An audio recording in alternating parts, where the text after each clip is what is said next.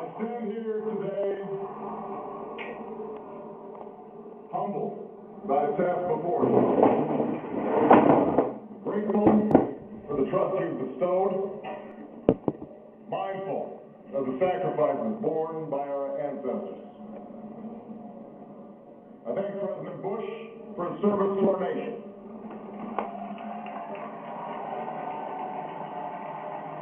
As well as for the generosity and cooperation he has shown throughout this transition. 44 Americans have now taken the presidential oath. The words have been spoken during rising tides of prosperity and the still waters of peace. Yet, every so often, the oath is taken amidst gathering clouds and raging storms.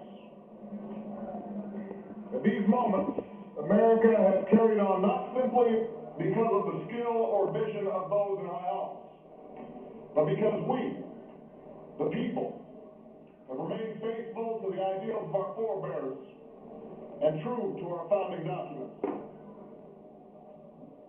So it has been, so it must be with this generation of Americans.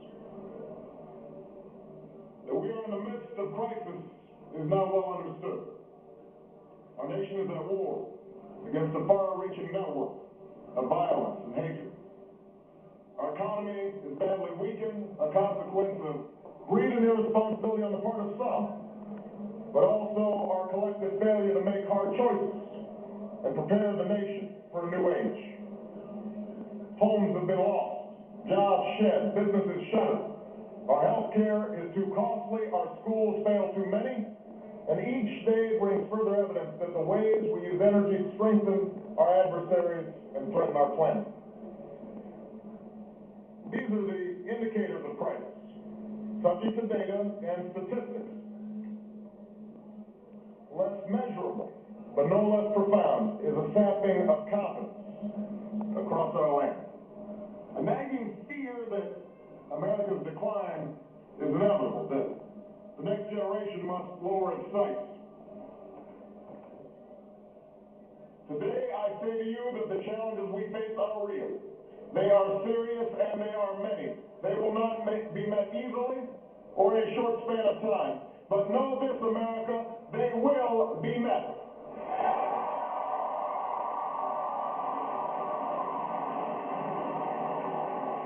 On this day, we gather because we have chosen hope over fear, unity of purpose over conflict and discord.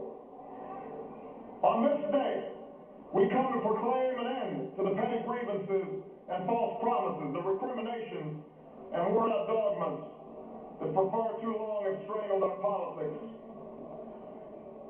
We remain a young nation, but in the words of Scripture, the time has come to set aside childish things.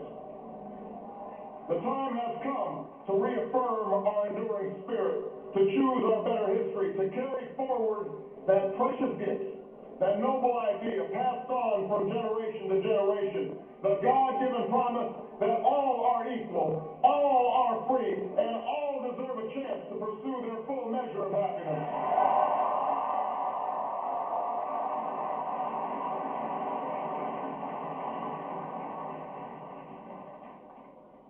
In reaffirming the greatness of our nation, we understand that greatness is never a gift. It must be earned. Our journey has never been one of shortcuts or settling for less.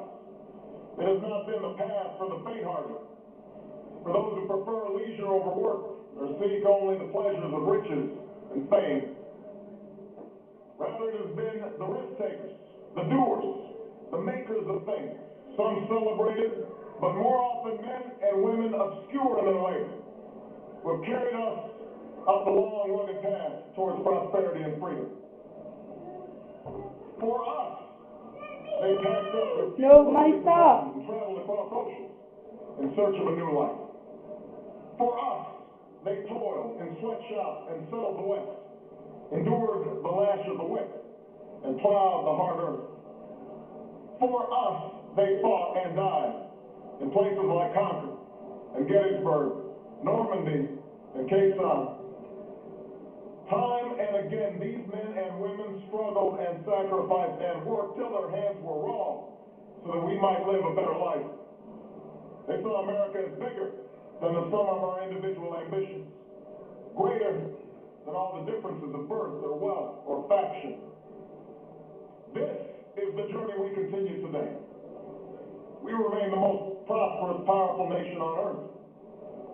Our workers are no less productive than when this crisis began. Our minds are no less inventive, our goods and services no less needed than they were last week or last month or last year. Our capacity remains undiminished.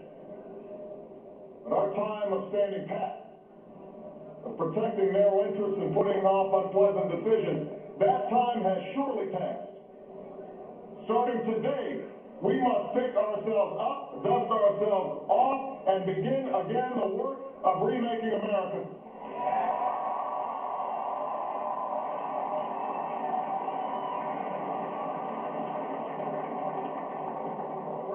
Wait, look. There is work to be done. The state of our economy calls for action, bold and swift, and we will act, not only to create new jobs, but to lay a new foundation for growth.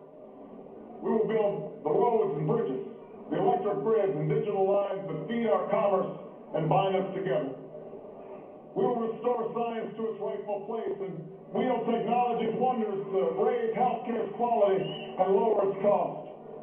We will harness the sun and the winds and the soil to fuel our cars and run our factories, and we will transform our schools and colleges and universities to meet the demands of a new age.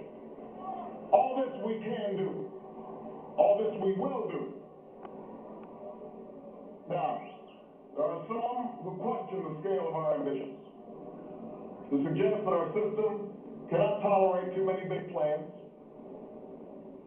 Their memories are short, for they have forgotten what this country has already done, what free men and women can achieve when imagination is joined to common purpose and necessity to courage. What the cynics fail to understand is that the ground has shifted beneath them, that the stale political arguments that have consumed us for so long no longer apply. The question we ask today is not whether our government is too big or too small, but whether it works, whether it helps families find jobs at a decent wage, care they can afford, a retirement that is dignified. Where the answer is yes, we intend to move forward. Where the answer is no, programs will end. And those of us who manage the public dollars will be held to account to spend wisely, reform bad habits, and do our business in the light of day, because only then can we restore the vital trust between a people and their government. Nor is the question before us whether the market is a force for good or ill. Its power to generate wealth and expand freedom is unmatched. But this crisis has reminded us that without a watchful eye, the market can spin out of control. The nation cannot prosper long when it favors only the prosperous. The success of our economy has always depended not just on the size of our gross domestic product,